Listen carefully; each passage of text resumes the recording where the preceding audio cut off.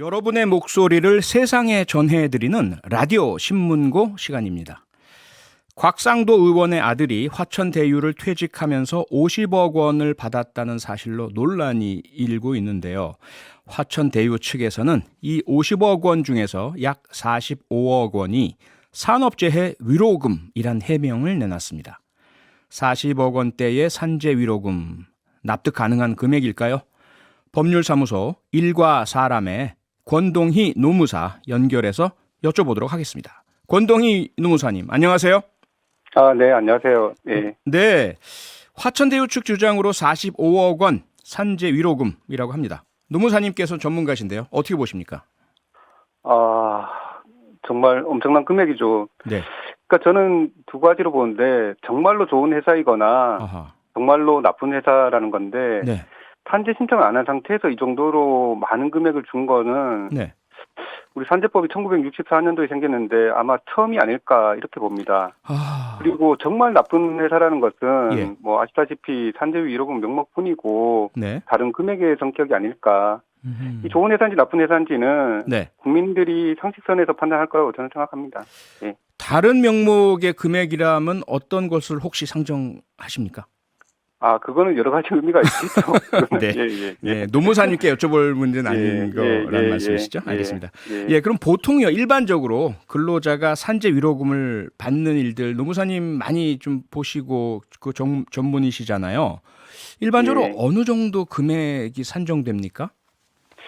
일반적으로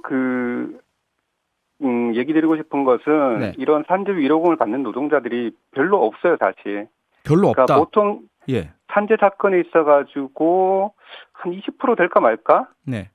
보통의 노동자들이 산재 처리를 어떻게 하는지도 몰라요. 그리고 산재가 승인이 된 이후에 보통 이런 추가적인 보상이나 위로금을 받는데 이런 네. 것을 받을 수 있다고 아시는 분들이 거의 없어요, 사실. 아하. 그래서 실제로 저희가 사건에 보면은 네. 정말로 돌아가시는 사건, 외상으로 추락이라든지 이런 돌아가시는 사건이나 장애가 심하게 나는 사건, 네. 이런 사건 중에서 일부 사건들만 산재 위로금을 받지 네. 모든 산재 사건에서 위로금을 받거나 그러지 않아요. 그리고 금액도 어떤 폭발이나 추락 사고로 인해 사망한 사건이 많으면 5억 정도를 받는 거지. 네.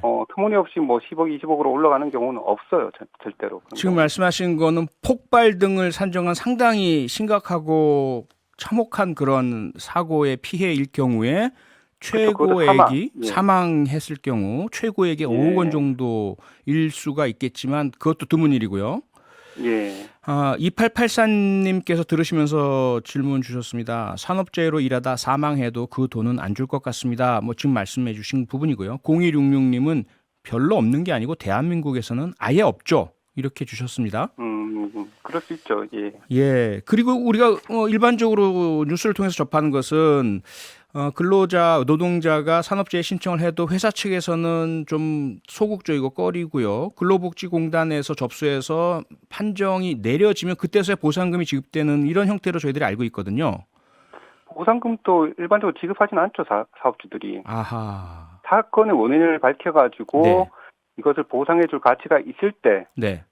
때만 이제 얘기를 할 수 있는 거지. 그것도 미리 먼저 얘기를 꺼내서 보상 금액을 제시하는 회사는 극히 일부죠, 사실. 아하, 그러게요. 일부죠. 그런데 심지어 이 곽상도 의원의 아들 같은 경우는 산재 신청도 하지 않은 상태라면서요. 그렇죠. 저도 보도를 보니까 산재 신청을 아예 안 한 상태에서 네. 산재 위로금으로 수십억대를 받는 경우는 본 적이 없고. 본 적이 없으십니까? 사실, 단 한 건도? 네, 단 한 건도 본 적이 없어, 사실. 예.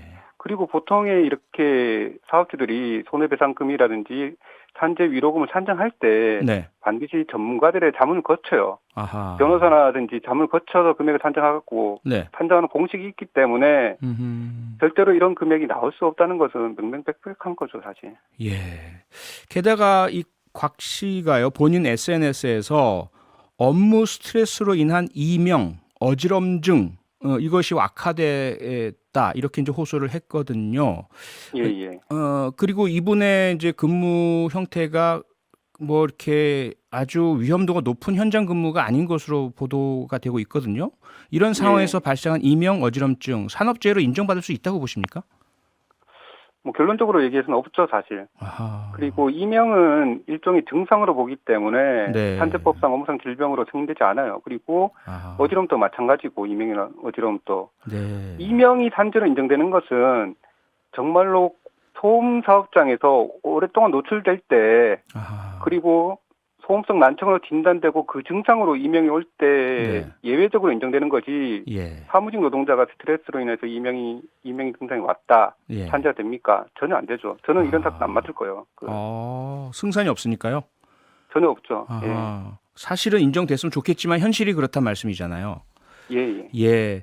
그리고 참 안타까운 이렇게 뭐 비교 자체도 하면 안 된다고 저는 생각을 하지만 오늘 오전에 그 인천 고층 아파트에서 외벽 청소하던 20대 노동자가 첫날이었는데요. 밧줄 끊어져서 추락해서 숨지는 참 안타까운 사고가 있었지 않습니까? 예. 이 경우 어떻습니까? 산업재해 인정이 될 것 같습니까? 예, 명백한 산재지요, 사실. 네. 그리고 금액도 어쨌든 산재 금액으로 유족급여랑 장례비가 지급될 건데 네. 고인의 일당이 어느 정도인지는 모르고 지금 뭐 어느 정도 보상을 받을지 모르지만은 예. 보상의 수준도 많지 않을 걸로 보이고 특히나 제가 좀 걱정스러운 건 뭐냐 하면은 예.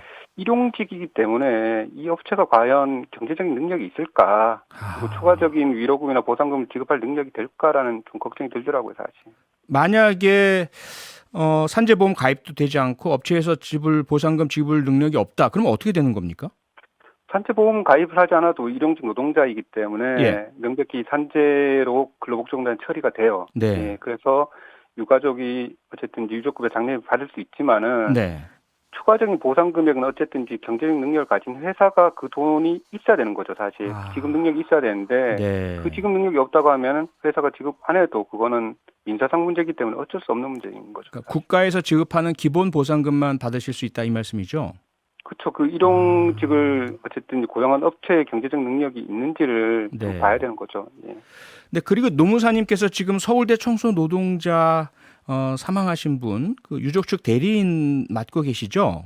네네. 네, 저희가 7월에 그 고인 남편분 전화 인터뷰 했는데요. 지금 현재 어떻습니까? 산재 인정 보상 받으신 상태이신가요? 어떻습니까? 아니요. 저희가 지금 준비를 몇 개월 동안 했고, 네. 내일 모레 이제 목요일 11시에 근로복지공단 관악지사에서 이제 기자회견을 하고, 네. 이제 산재 접수를 할 거예요. 아. 그래서 뭐 알려진 건 아시다시피 직장 내 괴롭힘이 있었다, 뭐 네. 쓰레기를 많이 취급했다 이런 건데, 예. 실제로 925동 현장을 가서 조사를 좀 해보고 동료들의 네. 인터뷰 좀 많이 해봤는데 예. 이분의 주된 원인은 사실 청소 노동이 굉장히 과중했다는 거였어요, 사실. 그래서 업무 시간도 저희들이 분석을 해보니까 예. 이분이 보통 주 6일째 근무를 했는데 주 7일째 근무도 굉장히 많이 했어요. 휴일이 네. 너무 없었죠, 사실. 그래서 그러한 과도한 노동과 업무가 과로사의 원인이지 네. 주된 원인은 직장 내 괴롭힘이 아닌 것 같아요. 물론 직장 내 괴롭힘도 하나의 스트레스 요인이었고 그래서 그 내용은 저희가 내일 보도자를 통해서 네네. 배포할 예정입니다. 알겠습니다. 오늘 말씀은 여기까지 듣겠습니다. 고맙습니다. 예. 법률사무소 일과 사람의 권동희 노무사였습니다. 라디오 신문고는 모든 분께 열려 있습니다. 화천대유 산재 위로금과 관련해서 반론 인터뷰를 요청하시거나 혹은 새로운 주제로 목소리를 전하고 싶으시면 표창원의 뉴스 하이킥 홈페이지에 있는 라디오 신문고 게시판을 이용해 주시면 감사하겠습니다. 평일 저녁 6시 5분에 여러분을 찾아갑니다. MBC 라디오 표창원의 뉴스 하이킥.